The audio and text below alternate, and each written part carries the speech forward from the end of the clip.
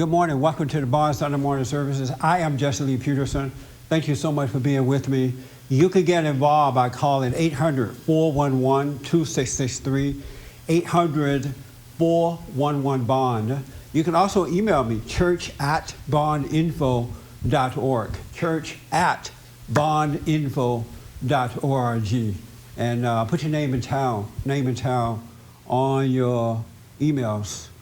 I read an article this morning or something. I think it was on my radio show for tomorrow, that Barack Obama nominated the first black open gay judge. Did you hear about that? Yeah, it just happened. Now, can you imagine me having to go to court before that judge? It's over. I'm like, all right, Judge, I'm guilty. He's going to send me right to jail. Are you Jesse Peterson? Yes, Judge. Why are you here? No, don't bother, you're guilty. He's going to send me right to jail. But anyway, I want to talk to you about, good morning, everybody. Good morning. All right. I want to talk to you about, was Jesus a socialist? I'm hearing a lot of Christians say that Jesus was a socialist. And they're doing this with the attempt to push socialism.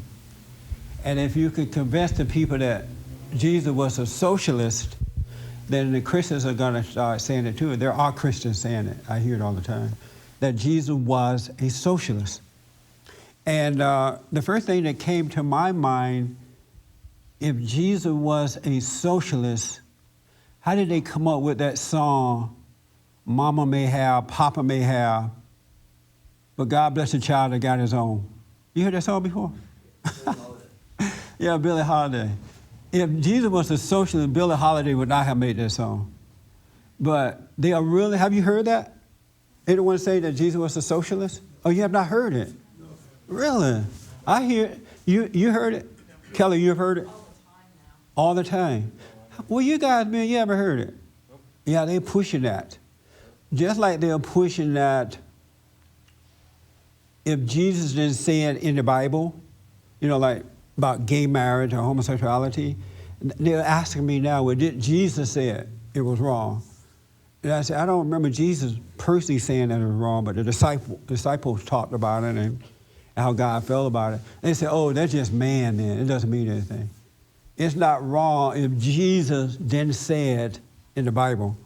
And then I say, well, were the disciples influenced by Jesus, inspired, by God? Did he not give them his things to say? But, that's just man talking. Isn't that crazy? And I'm thinking that the reason that these people are believing this because the people who are promoting it, they have control of the media. And whomever controls the media controls the people. And a lot of people who are pushing these types of things now, they have control of the media for the most part. And then the churches are talking about it too. The preachers, liberal preachers, are pushing it as well, that Jesus was a socialist. Now, I'm not like a Bible thumper kind of guy. And I looked through the Bible to try to find somewhere where it indicated, and probably there somewhere, that Jesus was a socialist, but I can't find it anywhere in the Bible. And I know most of you here know the Bible, and so you're going to be able to tell me where I can find it, but that where it says that Jesus was a socialist or indicated that Jesus was a socialist. And I'll get to you in a minute too. And the reason I bring this up is because socialism is winning. We just had an election, and after the election, I think it was Mitt Romney or somebody said the reason that he lost was because the government on the other side gave people gifts. They gave people free stuff. And that's why Mitt Romney said that he lost. And as a result of saying that, the children of Satan are having a hissy fit. Oh, why is he saying that? That's wrong. He shouldn't be saying that. So I analyzed that too. I looked at it to see if that's true. And for the most part, the people who voted, and I'm not pushing who you should vote for at all. I'm using this as a moral issue, a warfare between good and evil. When you really, really look at the way things went down, the people who voted on that side are for governmental programs. You have the young, godless, liberal women. They want free condoms and free sex and free education. You have the blacks who want free government handout to continue, free cell phones, free housing, free food. And then they're racist toward white people. You have the Hispanics who want more immigration. They want the borders to be open. They want amnesty. They want those things, and it's the other side who are promoting that. And so it was, and then it was the young people for the most part as well, because what evil people have done is organized the young. They have taken the young away from their parents by educating them from the day they go to school.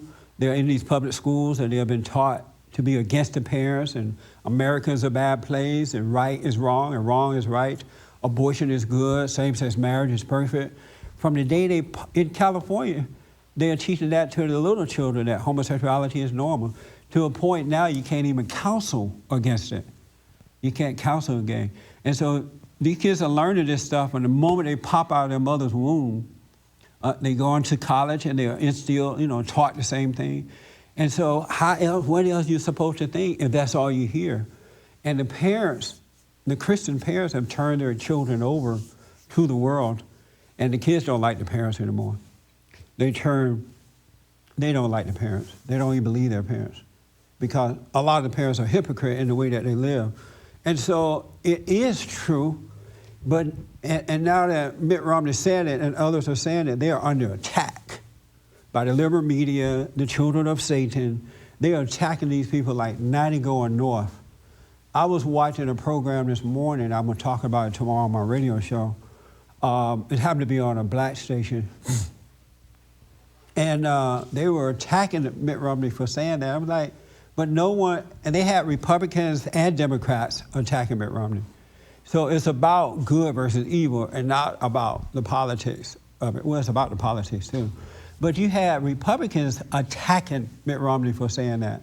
But nobody brought in anything that was true to say, well, Mitt Romney is lying and here's why he is lying. But what they're saying is that, if you offend people, you upset these folks, you're never going to get their votes. So don't tell the truth about them, because they're not going to vote for you. They don't ever say it's wrong and here's why you say it's wrong, because they can't prove that it's wrong, because it's true. And my thing is, if we continue to go down this road of socialism, which is evil, it's over.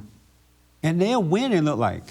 And they have taken the young, and I have something from Jeremiah about that too, what happens with the young people when the parents don't watch over them. If they take the young, that means that they're taking the next generation of voters and whatever, or people who build families and stuff like that, It's over. I'm looking through the Bible trying to find something that indicates that Jesus was a socialist. And I'm sure some of you can show me where he said it, and I appreciate that. But I thought about Job. Remember that guy, Job? Yes. You remember how he was wealthy? I mean, everywhere you look, he owned it. He was, talking about being the Jew and the white man, he was it. He owned everything. Had a great family. When they said Jews and white folks own everything, so. Had a great family, great land, just had everything. Cows and hogs and everything. He lost it after a while because Satan went and attacked him, but because he held on to his belief in God, he never doubted God, he regained everything back and even more. So if Jesus was a socialist, would he have gotten that stuff back?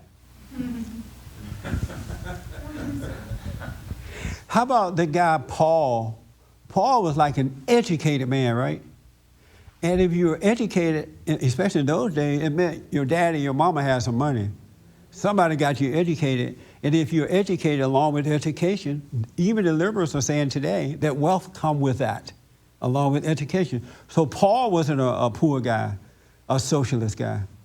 And he followed Jesus. He went around with him. And how about the tax guy, the disciple that was followed Jesus? If you are taking folks' taxes, believe me, you have money. Because when those taxes come in, you're going to steal, even if you ain't making enough on your paycheck, you're going to steal some of that tax money. So he was loaded. And how about the fishermen that owned their own businesses? The disciples who were fishermen, they had their own businesses, so they had to go out and fish and bring the fishes back and sell them, right? They didn't give them away. Otherwise, they couldn't maintain a business. There was another guy. I wrote his name down here. Abraham. Was Abraham a poor guy? No. He was very wealthy, right? And who made him wealthy? God made him wealthy. And then God said, if you don't work, you don't eat. Remember that? If God had been a socialist, he would have said, if you don't work, don't worry about it. The government will take care of you.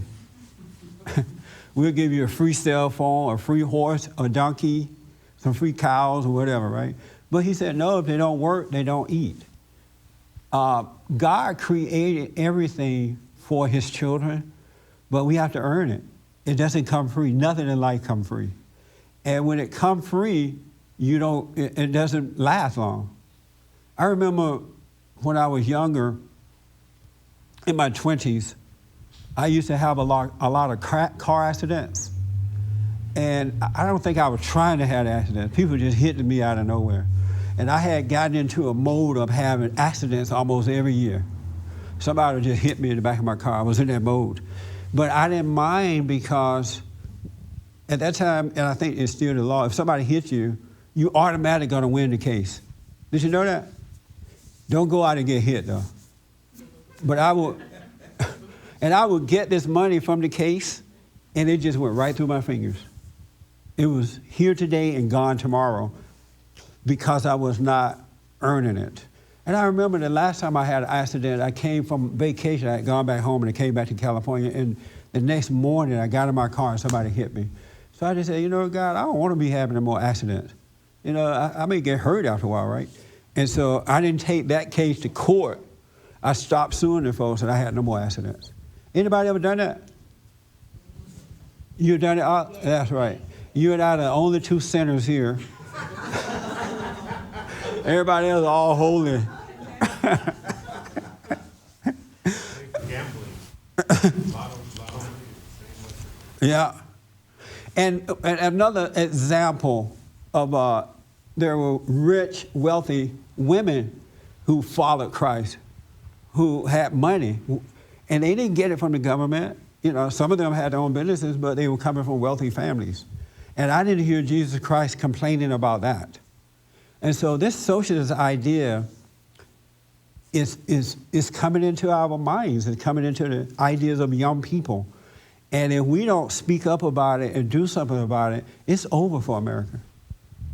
It's really what we should offer one another. Show them how to work, show them how to save their money, show them how to invest, show them how to become investors.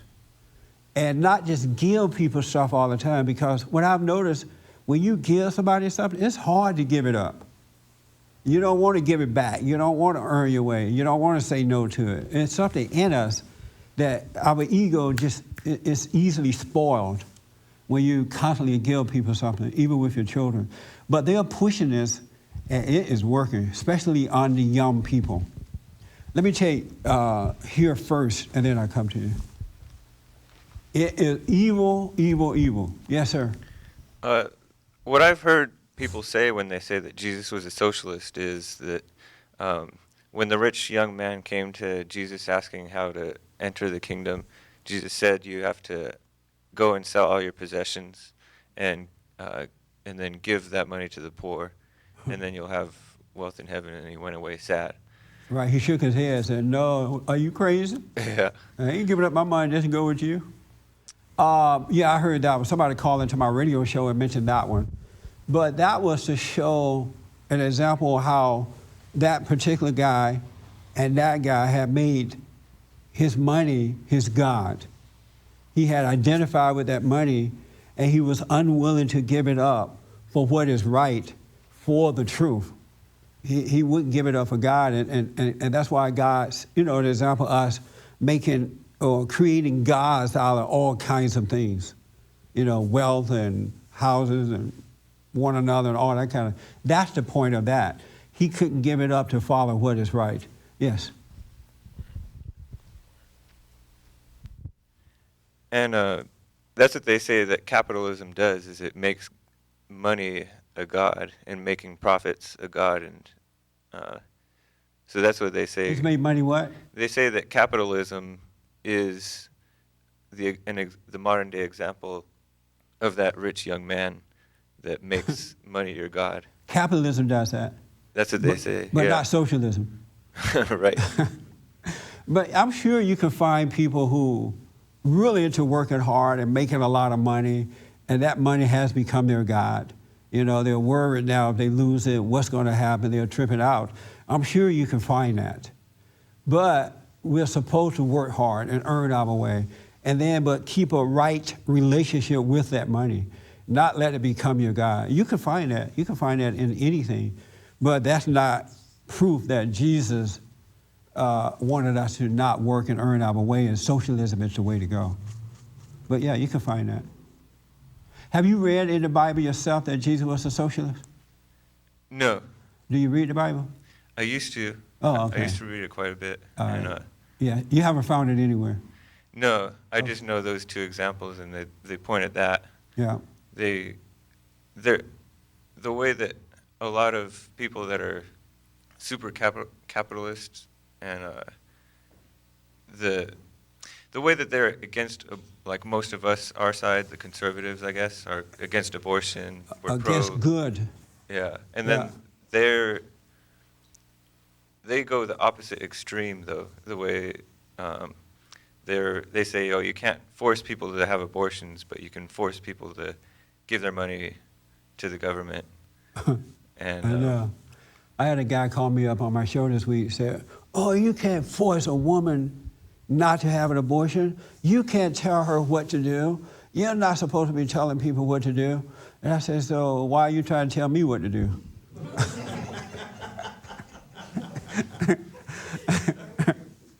And I think he ran. He hung up on me and took off. But you know what? Let me just say this to you, then I'm going to take everybody's hand, right? I absolutely love this battle. It's a little scary at times, though, because I feel sad for people at times for being so blinded and can't really see what's going on. But if you can really see what's going on, it's a fun battle to be dealing with. And I noticed that the more I keep an eye on myself, I gave you an example of what my mind was trying to tell me. The more I keep an eye on myself, the more I can see what's going on around me. The clearer I can see it. And I realized, really, there's nothing of myself I can do about it, but allow God to work through me with it, but because it's all spiritual. It is all spiritual. And we are in a battle right now. This class warfare thing, I don't know if this happened since I've been on earth. I'm sure, life hasn't really repeated itself, but this class warfare thing is working. It is amazing how that is working. And it doesn't make sense to have to go against people who pay taxes and work hard, because let's say you put all of them out of business, then where's the government going to get its money to give you a free cell phone? You know what I'm saying? But they don't see that for some reason. Well, I know why. They can't see what's going on. And I'm telling you this because I want you to be able to see yourself so you can see what's going on. Because when you see what's going on, then God's going to open up opportunities for you to enlighten other people about it. But if you're not into seeing what's happening with you, you're not going to see the reality, nor will you have the authority and power to do anything about it. You got to keep your eyes on yourself. Really, really. And I want to talk to how, before we end today, how do you keep your eyes on yourself? Because a lot of people don't know how to do that. It is so interesting keeping your eyes on yourself. It's something else there, Let me just go back here for one more time there, Rob. I can see how you consider this argument fun, but and I have a little bit of fun with it too. But I really have no patience for these people. They're practically all my friends, and even some family members, and Yeah. Christians, non-Christians. It's hard to keep my eyes on myself.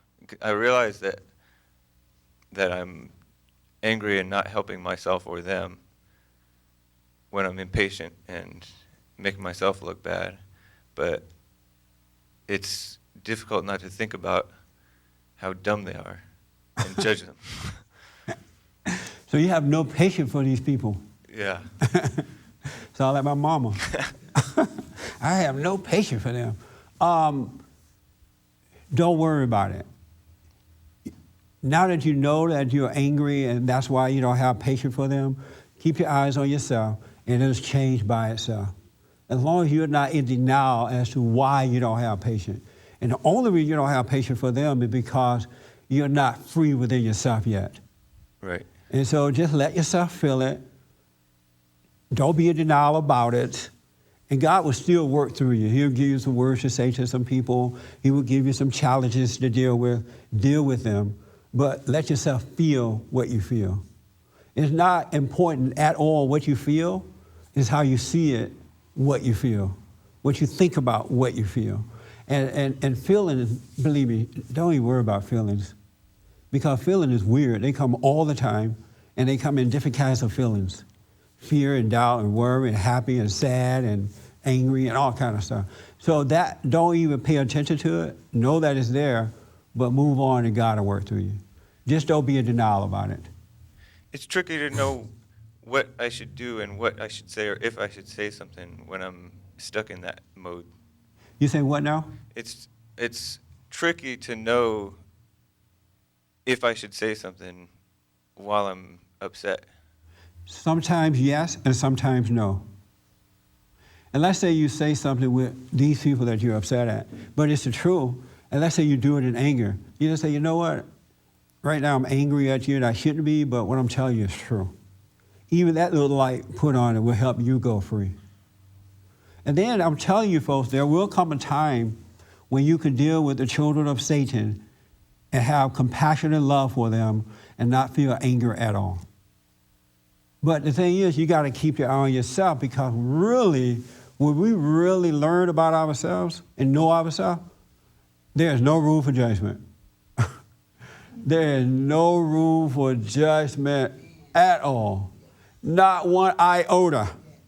So don't worry, you're growing. Be patient. It'll change by itself. Just don't be in denial about self.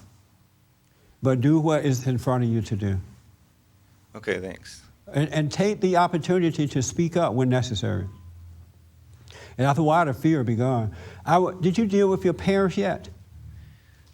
Yeah, somewhat. I still have something else to say to them.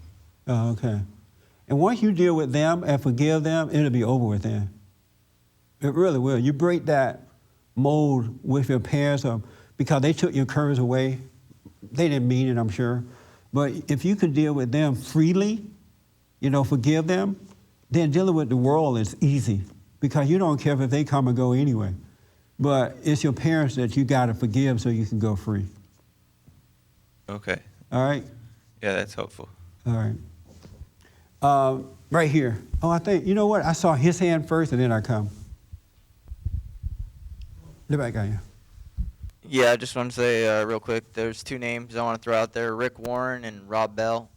They're from the Christian community, and the one guy held actually a presidential debate, the first one between John McCain and Obama, and right here at Saddleback Ranch, and I forgot what. Yeah, I remember that. Okay, so that guy, he wrote a book, and the movement that they're part of is called I think they call it the Merging Church. And as you can see, I saw some DVDs on it. And basically, what they're doing is two things to get this out of the Bible. One thing, for the only thing is, what does it look like to be Jesus? It's to help someone else. So you read every single thing in the Bible, love, all these principles, the spiritual principles, But what does it look like to be Jesus? It's to help the poor, to give to your brother. And so they say, let's be like Jesus. And so now all the focus shifts only, out of balance, and only on that one principle, which fits right into the hands of this socialism movement. And also, that's the most important point, because that's what Jesus looks like, then Who is Jesus? then the They made lines a woman out of Jesus. then the lines between religion are dissolved, and they say you shouldn't see between Buddhism and between any other religion, Islam or any other religion, because Jesus would help. And that's what Jesus is. That's what he looks like. So everything else is unimportant. All I do is shake my head. Y'all better pray. We don't have a chance, man. Once they can take over the churches like that, if what you're saying is true, I haven't seen it, and I have no reason to doubt you, it's over. This is why God said that we must be born again. We must be born again spiritually so we can live by the Spirit and not by the physical stuff. Because the people are changing everything. And the reason that most people are changing this is because they're not spiritually aware. They're not born again of God so that they can see what's going on. And you can't defeat the world on your own. Satan don't sit down. He's not playing with you. He's not he's always coming up with something. And if you're not guided by God, they'll wear you down and you'll find yourself caving in. And so if you're just a religious person, you study the Bible, you quote the scriptures, you went down to the front and accepted Jesus as your Lord and Savior, and now you're saved, go in the back room, sign your name to the church record, and now you're a Christian, you're going to lose. You're really going to lose. And that's how these churches are being influenced. That's a lot of pressure coming from the media and from Satan's children, because they call you names all the time.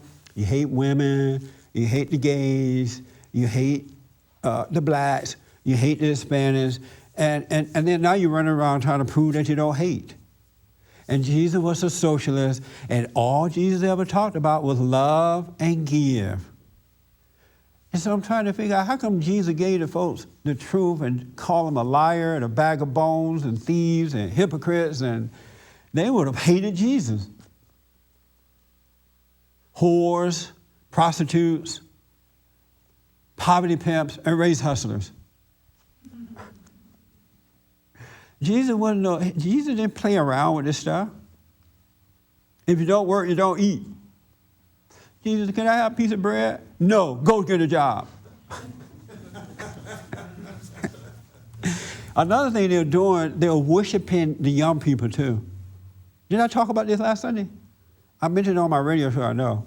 They are telling young people how bright they are and how smart they are, how wise they are, and how wonderful the young people, and the young people are believing it. And I said on my show, young people are not smart. Young people are dumb as a doorknob.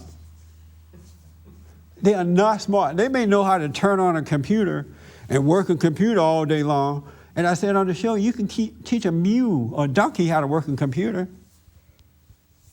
You keep training them. He'll go and turn it on and hit the knobs. That doesn't make you wise. It makes you a robot. You turn on a computer and now you're lost in it. That does not make you smart. If I wanted to learn the computers, I could too. Just get into it and learn it. I think about when I was in my 20s, in my 30s, in my 40s, I didn't have the understanding I have now. I'm wiser today than I was when I was young. Now when I look back, I didn't know anything. And they're setting young people up to believe that they are wise, and they are not. They're just building on their egos so they can get their votes and use them for whatever it is they want to use them for. Young people are not wise. In the Bible and in life, when I was growing up, we were taught that the elderly were wise.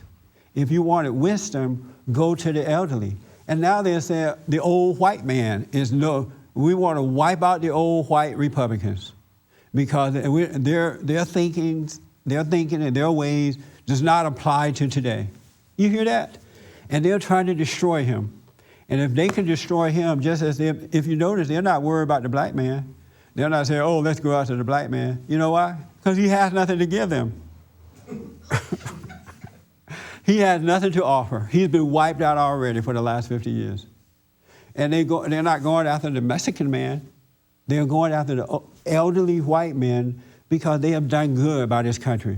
And their values have brought them this far to make a great nation. And if they could wipe out these guys, make you look at them in a negative way and turn away from them, it's over.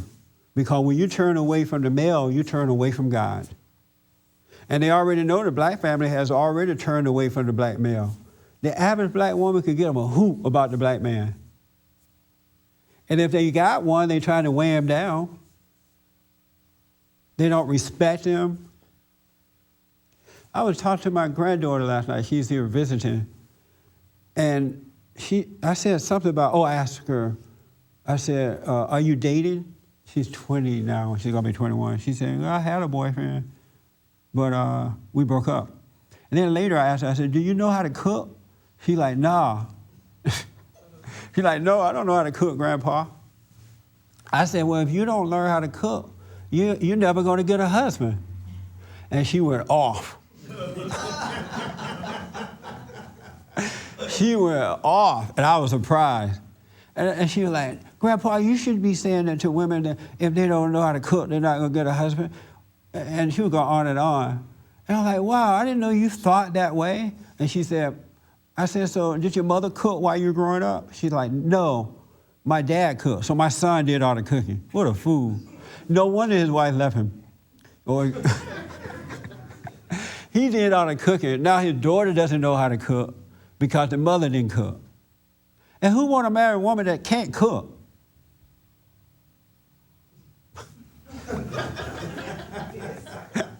You come home from work and your meal is not ready. But they're trying to brainwash, they are worshiping the young, and that's a setup. And they're doing a good job, or evil job of doing it. But it's a setup, folks. This is not, what happened in this country, it's going to lead to total destruction if you don't wake up and let the power of God work through us with it. Jesus was not just about giving. Yes, sir. Yeah, I wanted to Would you point want out a wife that can't cook? negatory. That's insane. She said, Grandpa, you need to change your ways. I said, Grandpa is never going to change his ways. You might well get used to that. And then she just smiled. I'm going to turn away from my values because they don't like hearing it. They've been brainwashed. I blame the parents for this, though. I really do. I can't even blame the schools for it. I blame the parents. Because if the parent protected their children, they wouldn't send their kids off to these schools to be brainwashed. They know that this is happening. But the parents are selfish. Yes. There's so much. I'm sorry. There's so many points you're bringing Who up. would you rather go to? Let's say you're trying to understand finance. Let's say you're trying to understand a relationship, whether you're a man or woman. Who would you rather go to, an elderly couple who has been married for 40 years or some young couple just starting out? Who would you rather go to? Thank you. Who would you rather go to, an elderly man or woman who have saved their money, made it work for them, or some young person just starting out? You go to the one with the experience, the one that's more mature now. But they are twisting that around because they have no respect for the elderly anyway. But it's all evil. Turn them away from the man, make the man unimportant, Satan can take over. It's a spiritual battle between good and evil. Yes. Sorry about that. That's all right. You know, on that point, I'm on a roll. You are. You know, on that point you're making, even that point you're making right there, people don't respect a lot of old people because they're stagnant. Now, if you have an older person who's experienced and growing, you know, they're still enjoying life and wanting to be challenged themselves and not just want to, retire and fade away. Those are the elderly people that still demand respect from, and that's true experience, is where you're still an innovator, but yet you have experience. I'm not sure if it's for that reason because when I was growing up, elderly people, they calm down in life. They're not out partying and wearing, short skirts and tight pants. They're living like a mature life, something that demands respect, right? And so it's the brainwashing that's taking place in the public school system and now in some of the churches. It's the worshiping of the young so that they can take control of their minds and use them for their own personal gain. I wouldn't respect no elderly person who out partying and carrying on and act like they're crazy. No, I didn't mean that aspect of Oh. it. I meant the aspect of they're still vibrant in the sense that they don't look at something new. And this is how they paint old people. They look at something new, like, let's say, flight or some new thing like that, and they'll say, people weren't meant to fly. And so they'll paint them as just backward, you just want to go back to walking everywhere, or on a horse, like the Amish. They don't want cars or anything like that. And so then old people are painted into that corner that's how they get. When you get older, you don't want any change. Most of the time, you may be making a point. I'm black and I'm slow, so I may be missing it. But what I'm hearing is that when they go after the white man, the old white Republican man, it's because of his values. Like, he may not agree with abortion. He may not agree with same-sex marriage. He or she may believe that you should get married and raise your children and all that kind of stuff. Don't want a lot of government. They seem to be going after the value of the elderly rather than what you're saying. And that may be to some point is happening too. I'm just not hearing that. And they go after the value because they say, well, you people are living lives that, even though their lives work, they've been able to paint the older people with values as people who are stagnant in the mind, and that's why they don't see the wonderful new discoveries like homosexuality is now good. Wow, what a wonderful new discovery. You people never discovered that because they're old-fashioned and stuff. Yeah, you got locked into your old values. Oh, okay. Yeah, I see that point. Yeah. That's how Hollywood portrays it. Oh, go to the mic here.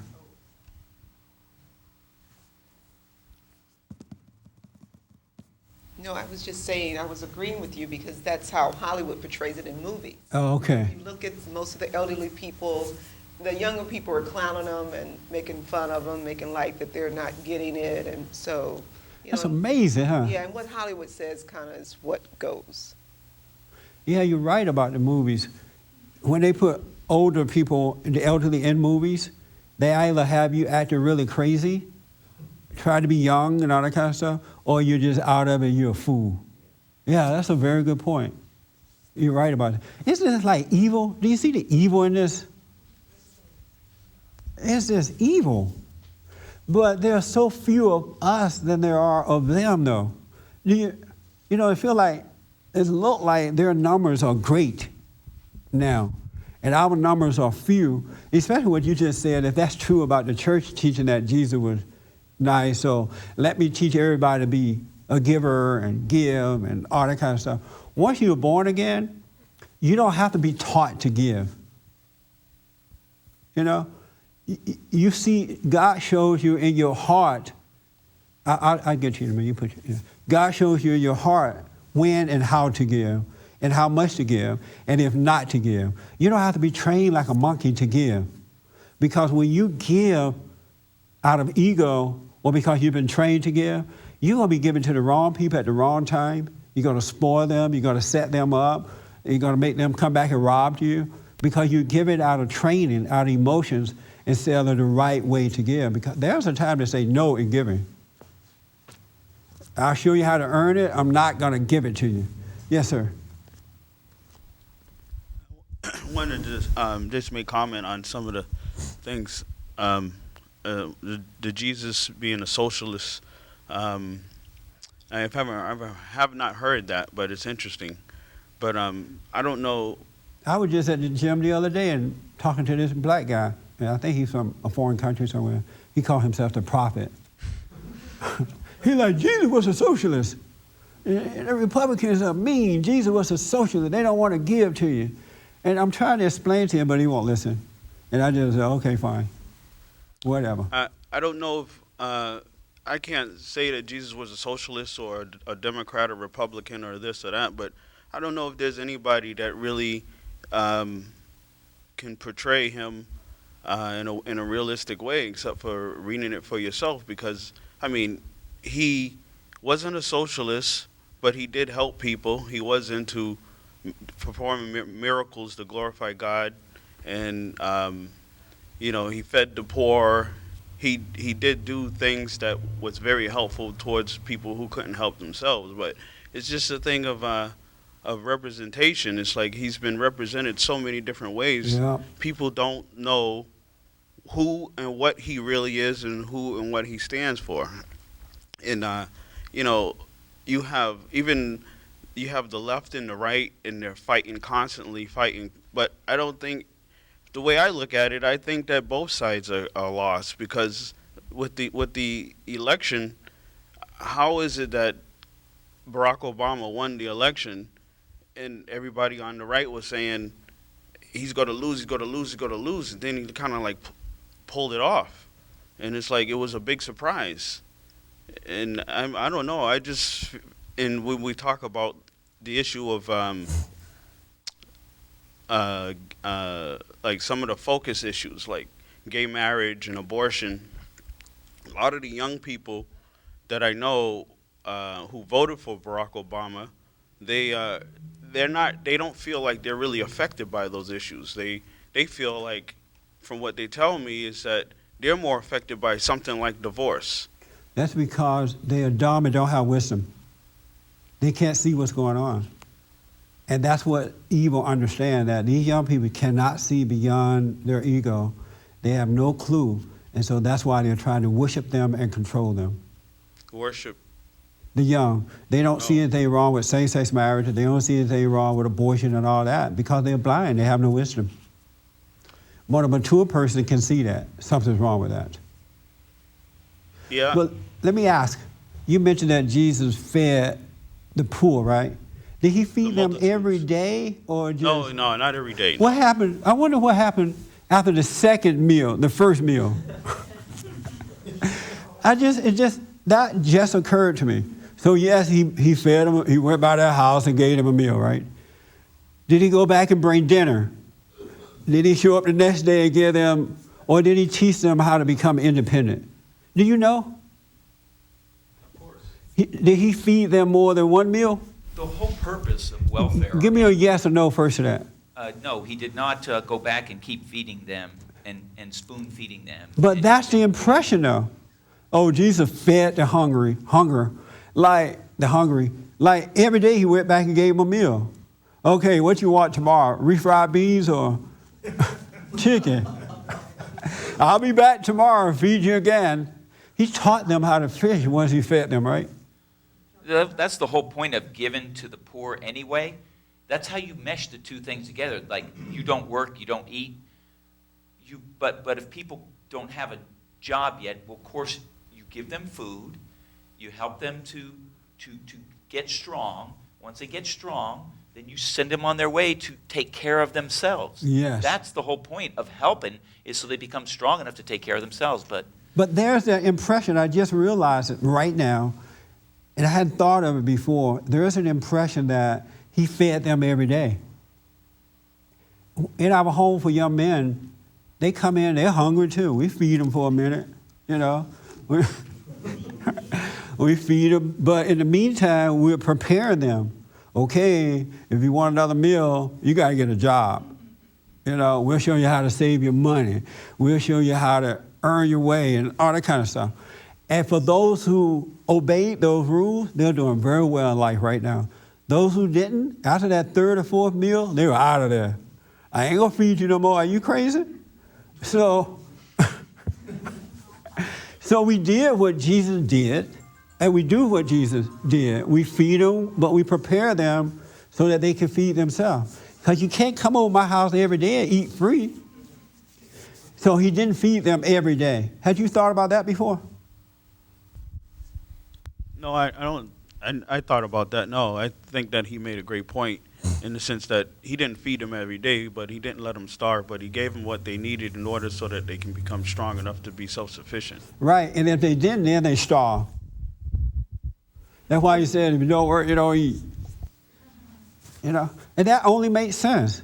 Another thing I realized too is that we have because we're blinded in many ways, we have the wrong impression how we should treat each other as human beings.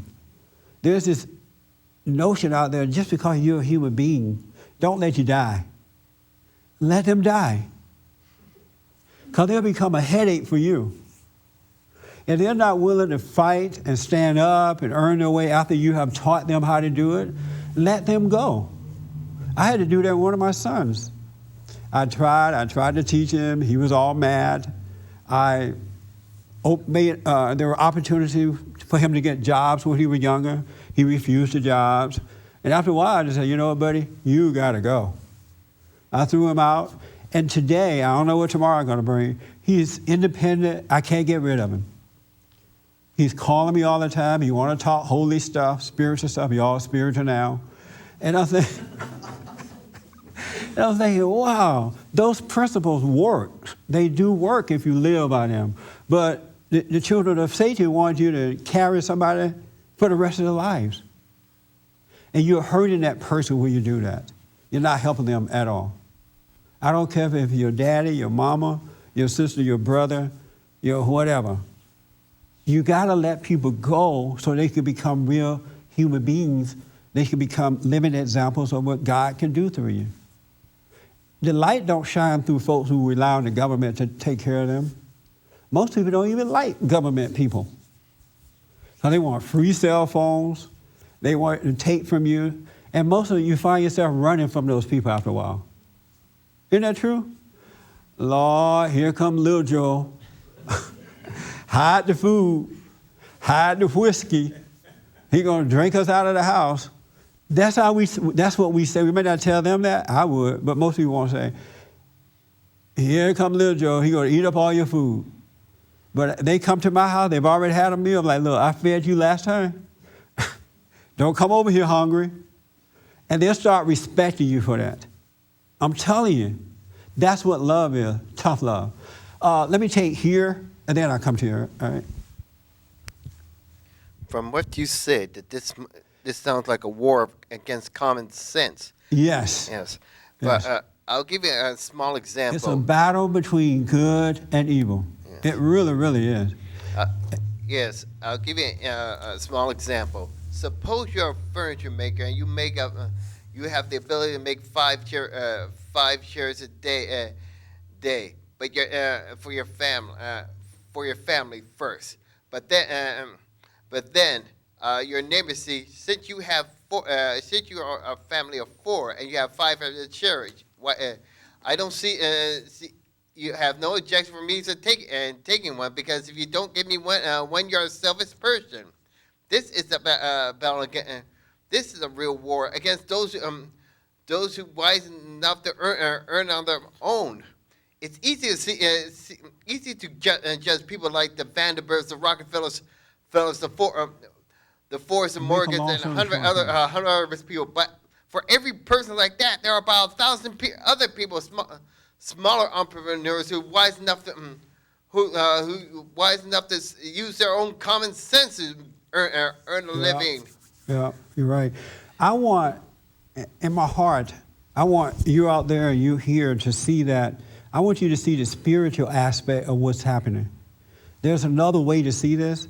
It's not about the person. It's not about Barack Obama. It's not about Mitt Romney. It's not about the Democrats or the Republicans. It's really about us. And that we have to we must be born again. We must be born again, so that we can see the spirit of what's happening. And because, we have family members who are Republicans, Democrats, whatever. You got to be able to love your family members, even when they don't love you.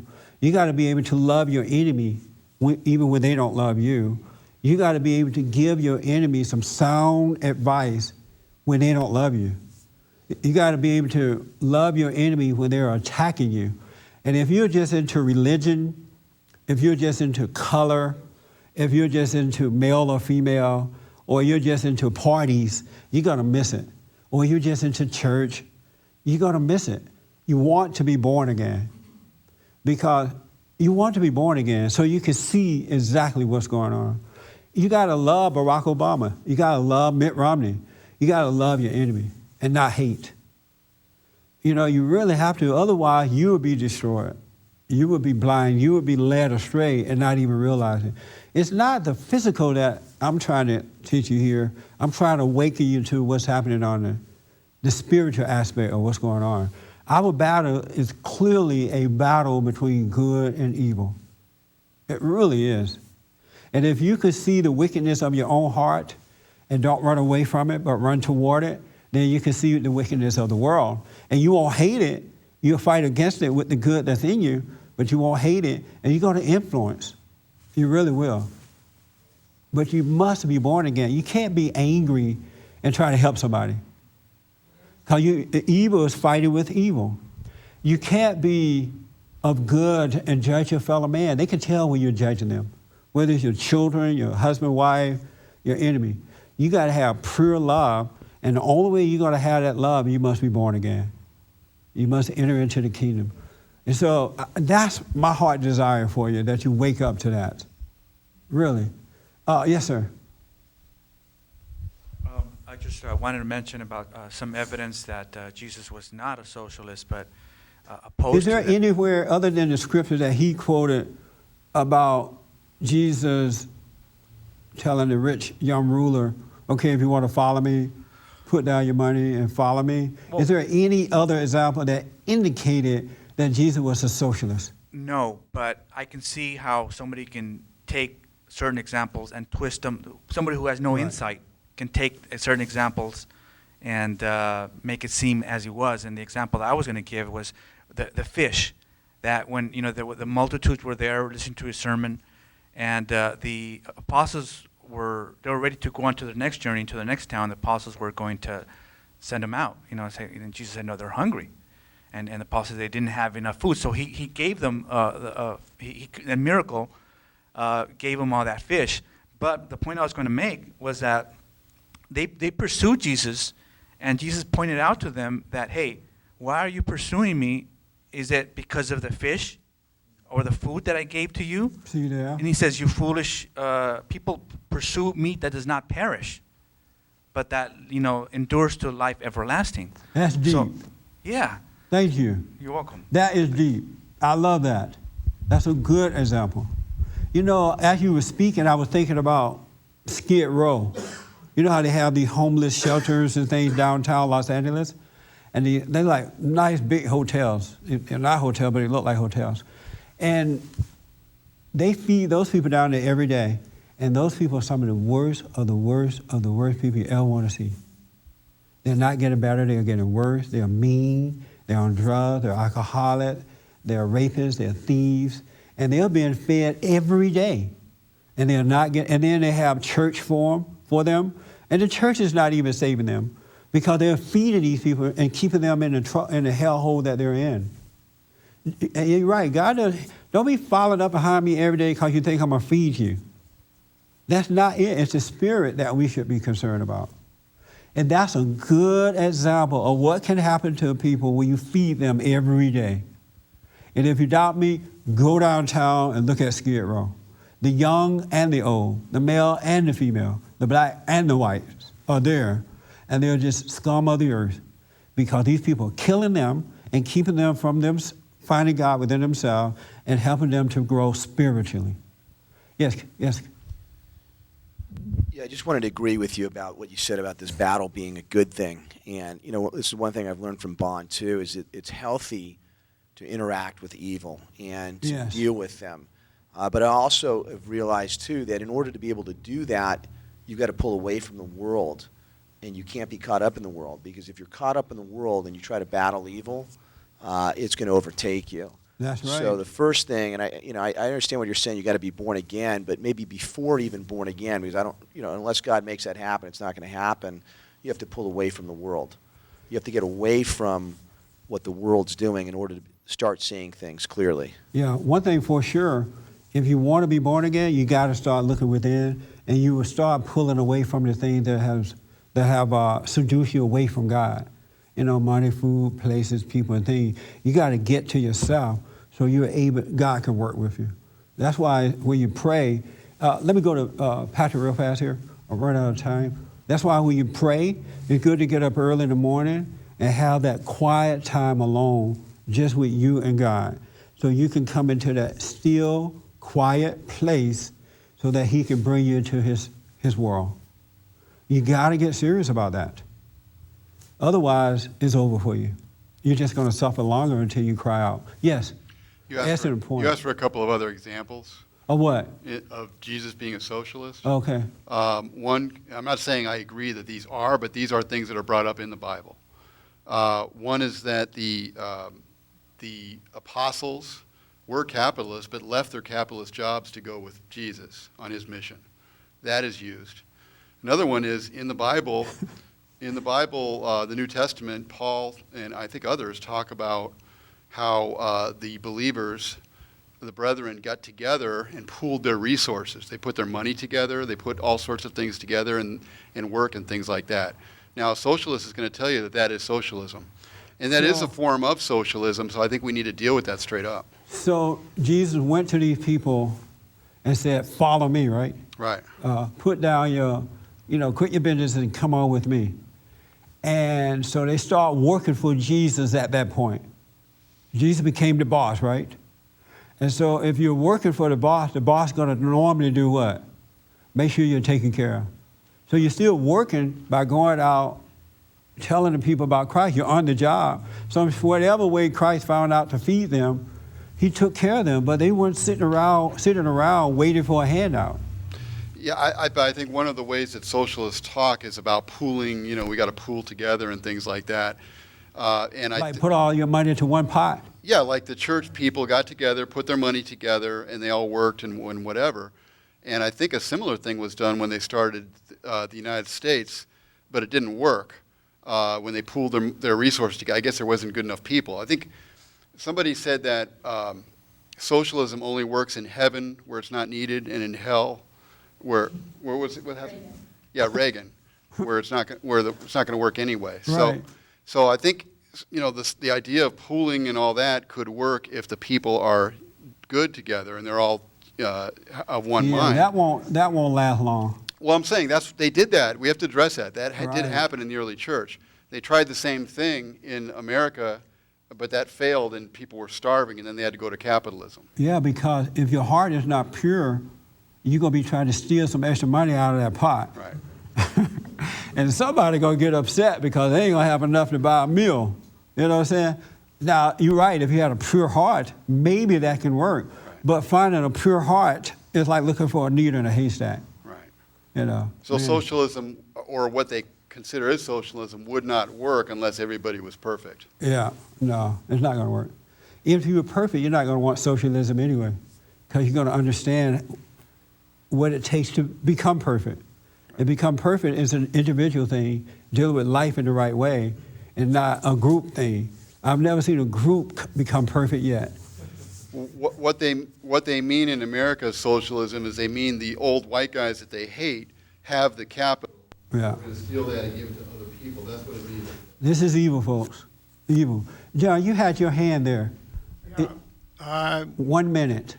I'm not a Bible expert, but I would say it doesn't say anywhere in the Bible that Jesus was a socialist. I'm quite sure. I'm not a Bible expert, but I don't think anybody can find in the Bible that Jesus was a socialist. The blind can make Jesus look like whatever they want him to. Poor Jesus, he's like everything now. Everything that's evil, everything that's good, Jesus, all that. I'm not going to have time to read Jeremiah 2, 30 through, let me see, no, I'm sorry, 28 through 30. So when you get a chance, read that. Jeremiah 29 through 28 through 30. And exactly what it says that's going to happen to your young is happening now.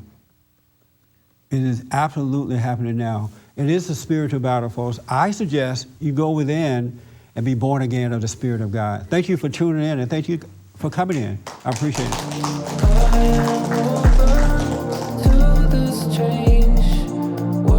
For more information, to purchase a copy of this program, or to make a donation, visit us on the web at bondinfo.org or call 1-800-411-2663. That's 1-800-411-BOND. You're already home.